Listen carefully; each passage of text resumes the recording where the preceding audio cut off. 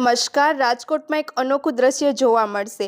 રાજકોટ મહાનગરપાલિકા તરફથી આવનારી 7 ડિસેમ્બરે અટલ સરોવર ખાતે એર શો યોજાશે અને તેના પૂર્વે આજે એર શોનું રિહર્સલ યોજાતા લોકોમાં ઉત્સુકતા જોવા મળી હતી.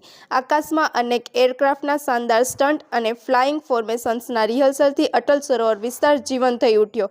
7મી ડિસેમ્બરના મુખ્ય કાર્યક્રમ માટે તૈયારીઓ હવે અંતિમ તબક્કે છે. વધુ સમાચાર માટે જોડાયેલા રહો. RP Gujarat news, Rajkot.